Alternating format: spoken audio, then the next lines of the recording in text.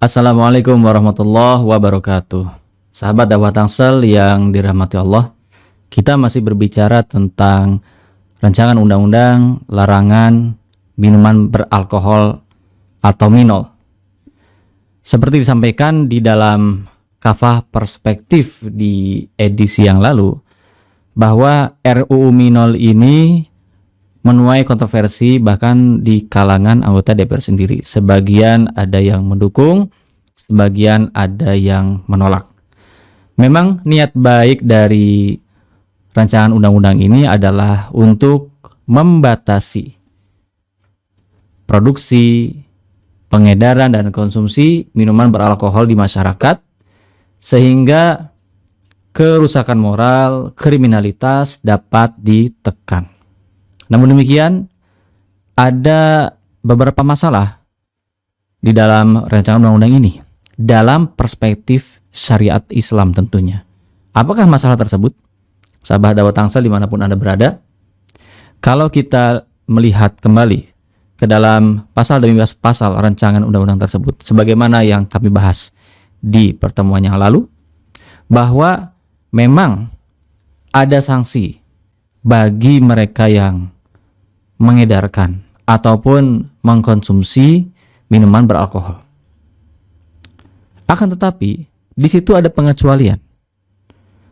Ada wilayah-wilayah di mana dibolehkan adanya pengedaran dan konsumsi minuman keras, yang kemudian dibalut dalam istilah wilayah terbatas, yaitu misalnya di dalam ritus keagamaan atau adat. Kemudian juga pariwisata diantaranya. Jadi, rancangan undang-undang larangan minuman beralkohol ini ternyata tidak menutup sama sekali konsumsi dan peredaran minuman keras. Buktinya ada hal-hal di mana konsumsi miras itu masih dibolehkan, ya, dengan alasan wisata, dengan alasan ritual adat, dan seterusnya. Jadi kita melihat ternyata interest dari atau kepentingan dari para kapitalis dengan pertimbangan untung rugi ini masih ada, masih ikut campur di sini, masih berjalan.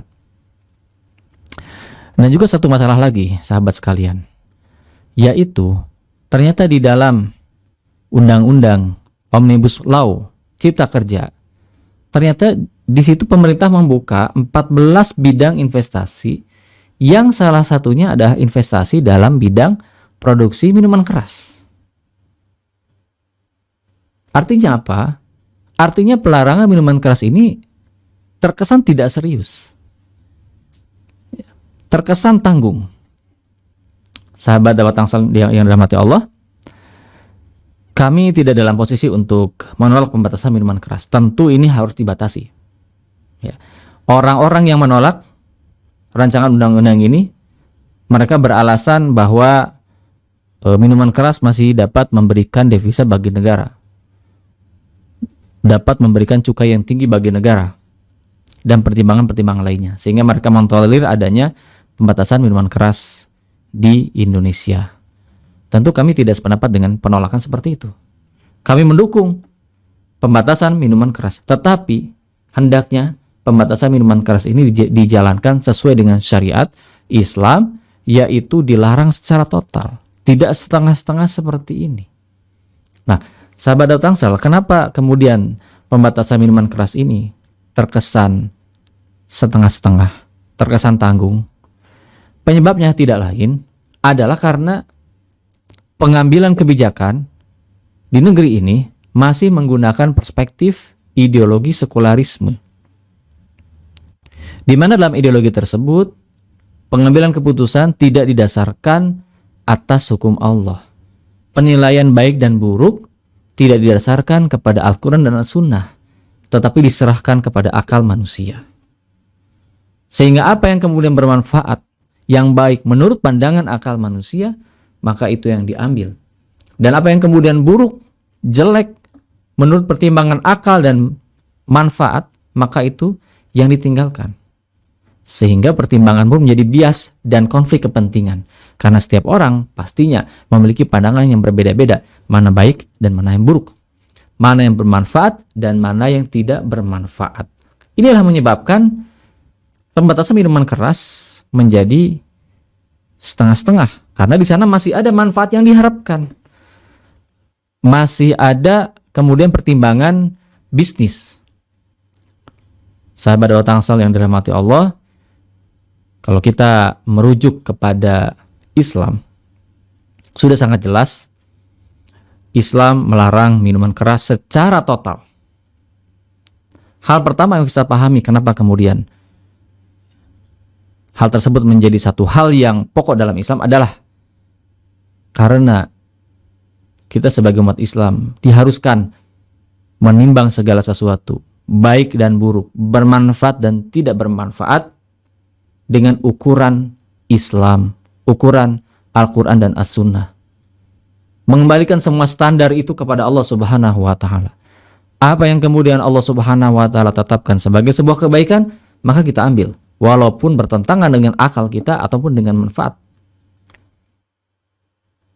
Dan apapun yang kemudian ditetapkan oleh Allah Subhanahu wa Ta'ala sebagai satu keburukan, maka kita tinggalkan, meskipun hal tersebut kemudian menurut akal kita baik atau menurut kita bermanfaat bagi kita. Di dalam Al-Quran, Allah Subhanahu wa Ta'ala berfirman, A'udzubillahi minasyaitonirrajim, wa asa an takrahu syai'aw wa huwa khairul lakum wa asa an tuhibbu syai'aw wa huwa syarrul lakum. Kalian mengira bahwa kalian membenci sesuatu padahal itu baik bagi kalian, dan kalian mengira bahwa kalian mencintai sesuatu, bahwa sesuatu itu bagus, baik dan berguna, padahal menurut Allah itu buruk bagi kalian. Nah, ayat ini menegaskan pada kita bahwa yang paling tahu mana yang baik dan mana yang buruk hanyalah Allah Subhanahu wa Ta'ala, bukan manusia. Karena Allah Subhanahu wa Ta'ala yang menciptakan manusia, sehingga tahu mana yang terbaik bagi manusia. Nah, dalam hal minuman keras sudah jelas, Allah Subhanahu wa Ta'ala melarang minuman keras dan menyebutkan di dalam Al-Quran bahwa minuman keras itu termasuk hal yang haram, barang yang haram, bahkan disebutkan sebagai kotoran, ya, keburukan dari setan. Innamal khamru wal maisiru wal ansabu wal azlamu rijzum min amali syaitan fajtanibuhu la'alakum tuflihun. Sesungguhnya khamr itu, ya, judi itu, mengundi nasib, menyembah atau memberikan sesajen untuk berhala itu adalah rijsun, adalah satu kotoran, kekejian, min amali syaitan, dari perbuatan setan. Sehingga Allah Subhanahu wa Ta'ala memerintahkan kita untuk fajtanibuhu, untuk meninggalkan.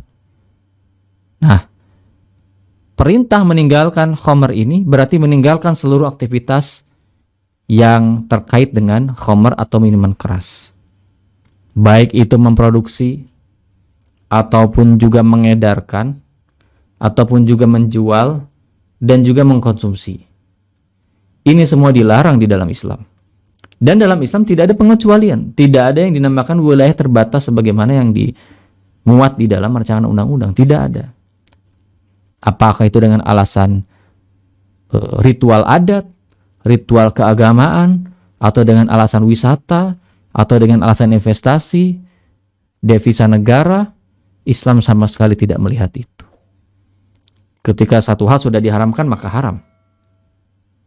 Bahkan ketika satu hal yang haram kemudian diambil manfaatnya, maka manfaatnya pun menjadi haram.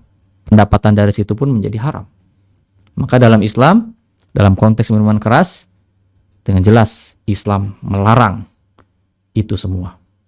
Sebagaimana sabda Rasulullah SAW, la'anallahu al-khamra. Allah melaknat khamr, wa syaribaha, dan juga yang minumnya. Allah laknat yang minumnya. Wa saqiyaha, dan yang menuangkannya. Allah melaknat yang menuangkannya. Wa bai'aha, dan juga penjualnya. Wa mubta'aha, dan juga pembelinya. Wa asiroha, dan pemerasnya. Karena dulu tuh khamar diperas dari buah-buahan, dari anggur, kurma dan sebagainya. Wa mu'tasirah, dan orang yang meminta orang lain untuk memeras khamar, memeras buah untuk khamar itu diharamkan juga.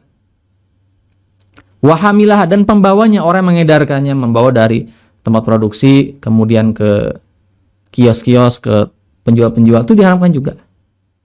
Wal mahmulata ilaih, dan orang yang menjadi tujuan dibawanya khamar itu, misalnya dia sebagai resellernya atau kemudian yang punya toko, itu juga dilaknat oleh Allah Subhanahu wa taala. Jadi banyak sekali yang dilaknat oleh Allah terkait khamar ini, bahkan semua yang terkait dengan khamar ini terkena laknat Allah Subhanahu wa taala.